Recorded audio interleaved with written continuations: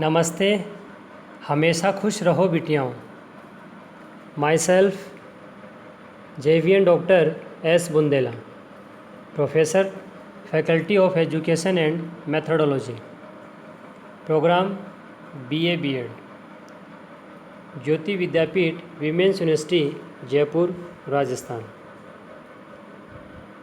Students, today our lesson is coordination, meaning and importance or need. First of all, meaning and definition. The systematic form of human relations in any organization is called coordination. It is through coordination that symmetry between different units of the organization and cooperation between employees it is established. Coordination has been defined by various thinkers in the following forms. According to Monet, in the efforts that are suitable for the attainment of a goal, the unity of tasks and organizing them sequentially is called coordination. According to the Negro, coordination means that the various organs of the organization work together effectively and the work goes on without any conflicts, overlap or repetitions. And other definition is coordination means the integration of different parts into a systematic whole so that the purpose of the organization can be achieved. Next, relation between coordination and cooperation. Coordination and cooperation are generally used in the same sense, which is inappropriate. Cooperation refers to providing voluntary help in any task, while the process of coordination is employed. Cooperation is an informal and coordinated formal process. And next is need and importance of coordination. Coordination is necessary for any organization for the following reasons. First is for resolution of disputes and dispute arising between employees.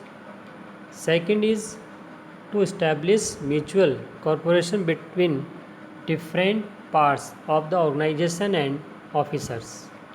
And third is to prevent duplication in organization procedures.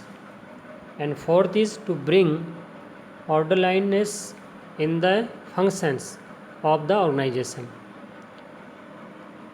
This digital version 2.0 Jyoti Vidyapeeth women's university Jaipur Rajasthan. मैं ये आशा करता हूँ कि आप मेरे digital session से खुश होंगे। चलिए बात करते हैं हिंदी में। समन्वय आज का हमारा सेशन है, अर्थ और महत्व या आवश्यकता। देखिए, सबसे पहले बात कर रहे हैं हम अर्थ और परिभाषा को लेकर। किसी भी संगठन में मानवीय संबंधों का व्यवस्थित रूप समन्वय मीन्स कोऑर्डिनेशन कहलाता है।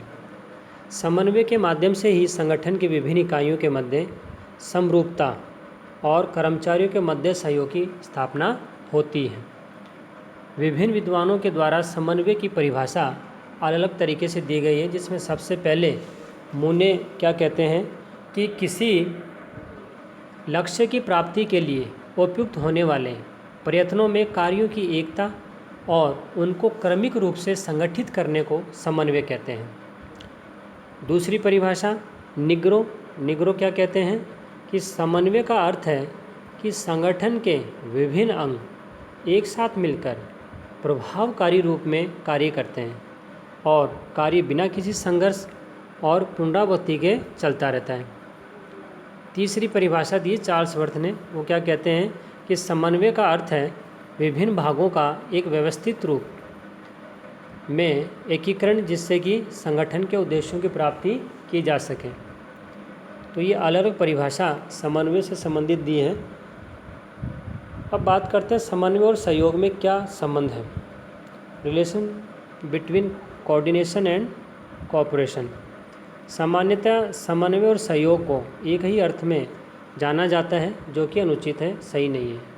सहयोग से तात्पर्य किसी भी कार्य में स्वैच्छिक वॉलंटरी सहायता प्रदान करना है, जबकि समन्वय की प्रक्रिया एक नियोजित है, प्री प्लान। सहयोग एक अनौपचारिक तथा समन्वय औपचारिक प्रक्रिया है। अब बात करते हैं समन्वय की आवश्यकता और महत्व को लेकर। Need and importance of coordination. किसी भी संगठन के लिए समन्वय निम्नलिखित कारणों से जरूरी है। अब वो कौन कौन से कारण हैं जिसके कारण से समन्वय जरूरी है। पहला है कर्मचारियों के मध्य उत्पन्न झगड़ों और विवादों के समाधान में सहायक है।